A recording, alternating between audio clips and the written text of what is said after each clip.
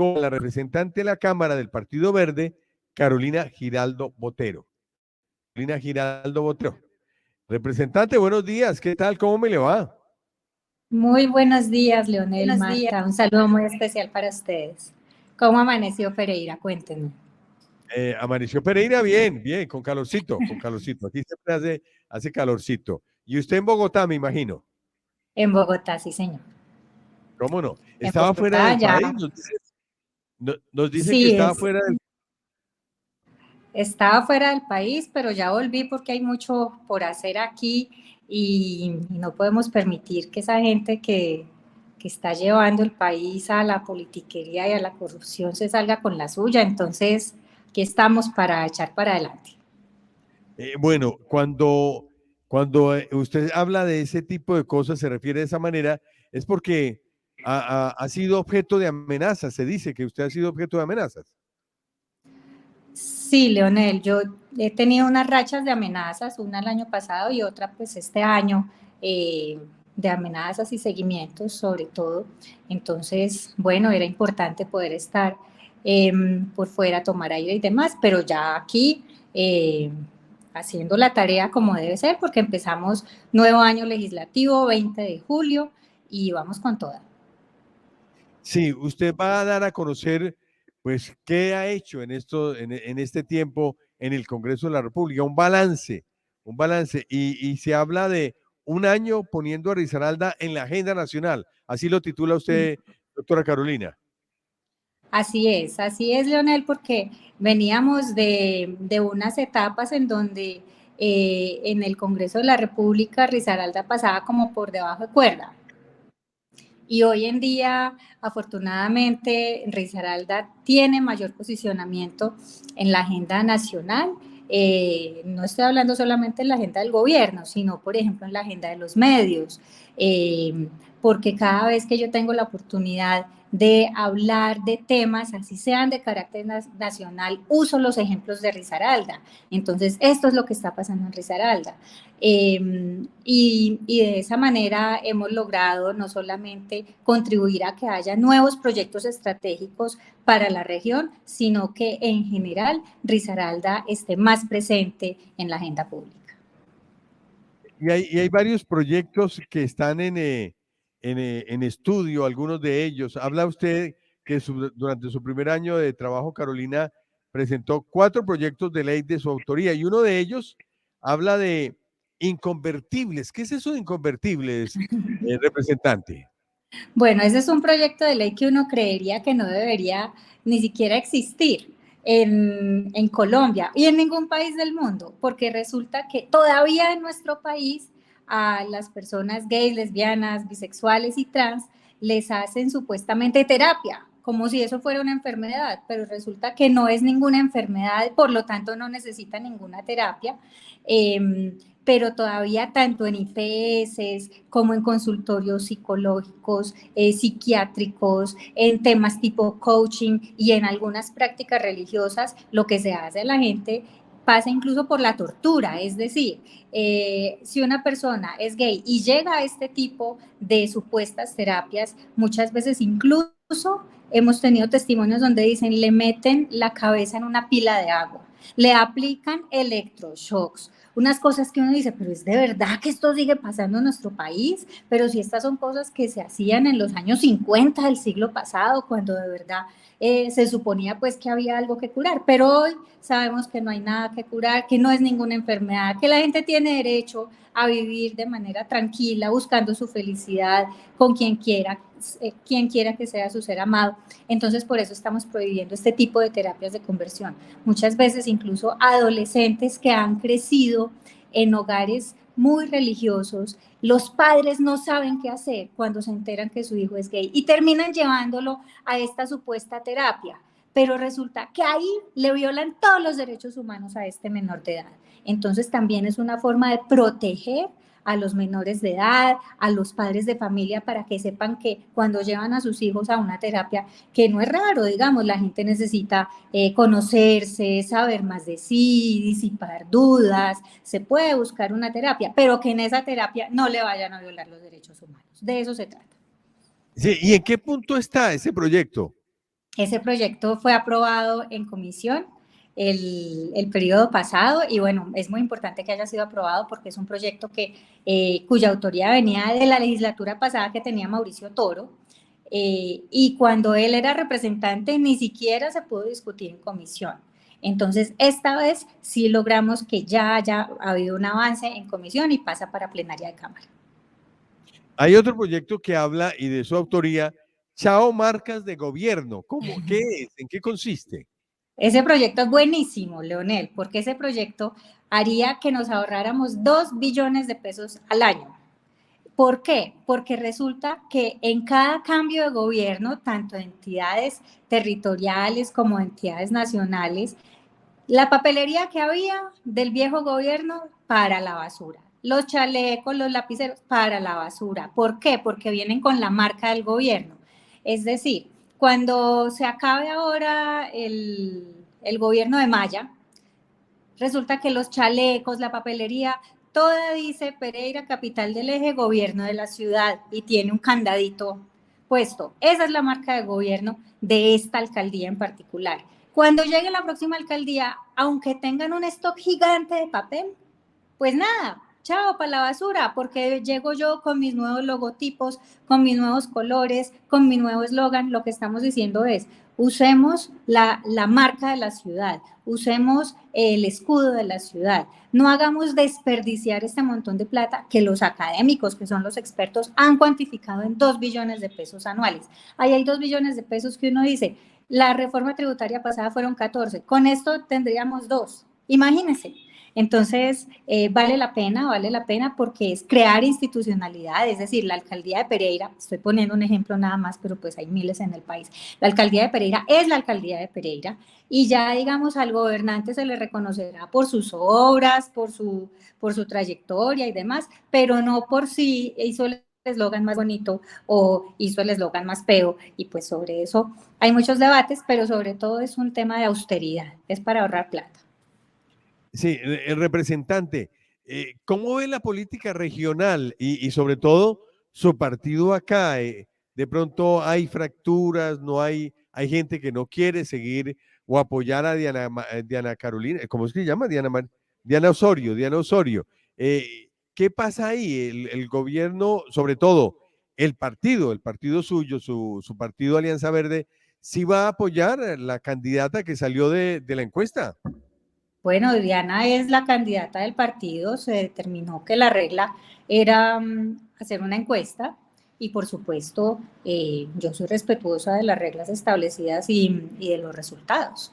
Hay militancia dentro del partido, alguna, digamos que no estuvo de acuerdo con el mecanismo o con el resultado, y debido a eso estamos teniendo algunas, digamos, algunas renuncias o algunas voces que están diciendo yo prefiero apartarme de esa candidatura, lo cual es normal,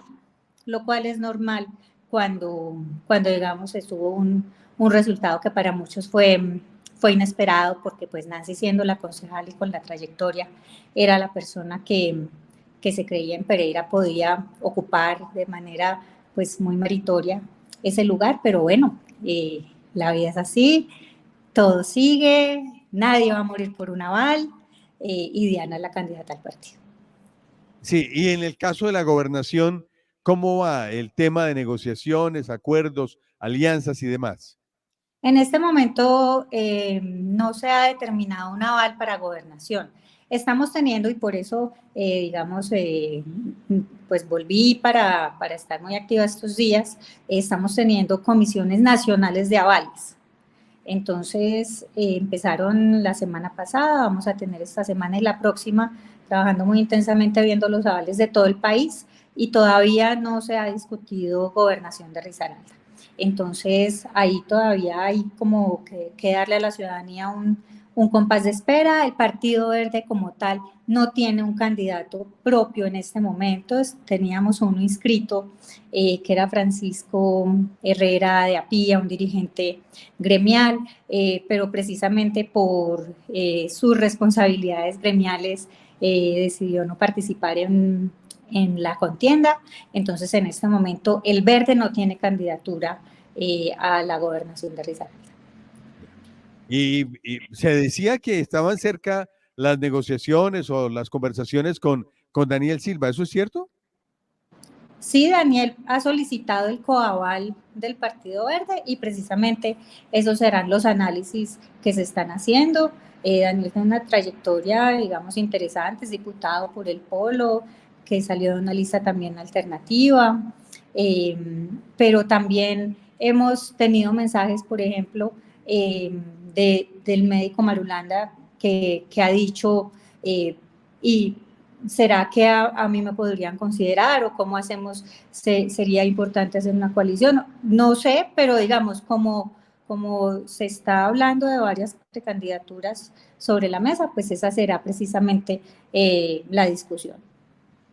Y por último, el tema y otro proyecto de ley que ha presentado usted tiene que ver con las tarjetas profesionales en los jóvenes. ¿Cómo es el asunto esto en cuanto a la generación de empleo? A ver, Leonel, es que a mí me parece muy raro eso de la tarjeta profesional y sobre todo los efectos, porque le digo la verdad, yo nunca he tenido tarjeta profesional. ¿Por qué? Porque yo soy historiadora y soy politóloga y no me exigen tarjeta profesional para nada. Es decir, cuando a mí me dicen, demuestre su profesión, yo mando el título, y eso debería ser más que suficiente, pero resulta que a los jóvenes hoy les está tocando, además de los derechos de grado, de hacer los CECAES, de hacer un montón de exámenes adicionales que muchos de esos cuestan, y los derechos de grado que cuestan, les está tocando sacar la tarjeta profesional. En algunos casos yo entiendo tiene sentido para las profesiones médicas o para profesiones que tienen, digamos, una cuestión de ética o de contacto ciudadano específico. Pero muchas veces no sabemos siquiera la plata de las tarjetas profesionales, qué hacen los colegios con esa plata. Hay unos que la usan muy bien y hay otros que nos han llegado muchas quejas. Pero sobre todo, ¿cuánto hay que pagar por la tarjeta profesional? Eso no está regulado. Entonces tenemos en este momento en el país tarjetas profesionales que pueden costar 200.000 pesos, pero otras que pueden costar 600.000 pesos y otras que cuestan casi 2 millones de pesos. Para bibliotecología, por ejemplo, tarjeta profesional carísima. Entonces la idea es, en muchos casos, simplemente eliminar la tarjeta profesional porque habría que dar los criterios de por qué se necesita para unas profesiones y para otras no. Y además, en otros casos, regular y que quede vía una página web que se saque la tarjeta, porque además se demora. Entonces, esos 6 meses, desde que el chico o la chica se gradúa hasta que tiene la tarjeta, muchas veces no puede conseguir empleo. Entonces se convierte en una barrera para el empleo de los jóvenes. Entonces, en realidad, el motivo detrás de este proyecto de ley es fomentar el empleo juvenil. ¿Cómo no? Pues representante, siempre bienvenida aquí a Café Caliente Noticias. Seguiremos hablando. Usted va a presentar el balance. ¿Cuándo lo va a presentar? La semana entrante voy a estar el jueves 27 en Pereira haciendo rendición de cuentas. No es la primera, ya había hecho una primera rendición de cuentas en los 100 días, después de los 100 días de posesionada, había hecho otra para los 6 meses y esta en realidad es la tercera tanda de rendición de cuentas que vamos a hacer ya después del primer año, trabajando mucho por Risaralda, así que muy invitados, invitadas el 27 de este mes en el Gran Café. Vamos a estar por la tarde para que estén pendientes de las redes sociales, nos acompañen y podamos ampliar toda esta información trabajando de manera independiente por Risaralda, por el país, impulsando los cambios que creemos son convenientes para el país. En algunos casos también diciendo, no, esto no conviene, entonces aquí me paro en la raya, no estoy de acuerdo, por ejemplo, con reforma política, código electoral, yo me he apartado. Pero en otros casos sí apoyando, por ejemplo, Plan de Desarrollo, que es un documento muy bonito que ojalá se haga realidad para Colombia. Usted habla de la reforma, sí. Me quedo un momentico aquí porque la reforma de la salud usted la votó negativa. La reforma a la salud no se ha votado, Leonel, y qué bueno que me hace la pregunta, porque la reforma a la salud no se ha votado, apenas está empezando la discusión. Entonces, el gobierno ahora en esta siguiente legislatura está haciendo unas modificaciones al texto inicial. ¿Por qué? Porque precisamente lo que hicimos fue poner unas alarmas.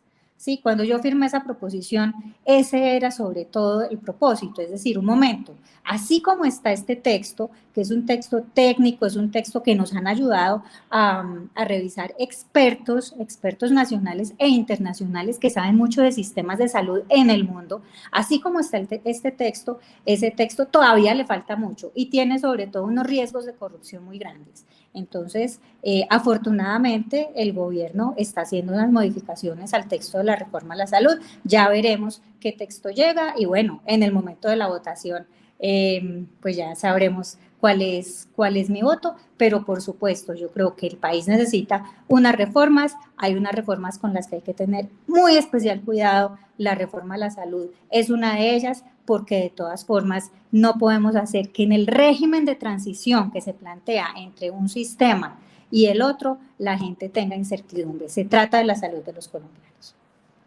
Claro, y le hacía la pregunta porque por las redes sociales le dieron madera a usted y decía que usted había presentado una proposición en la que se negaba a votar la reforma a la salud.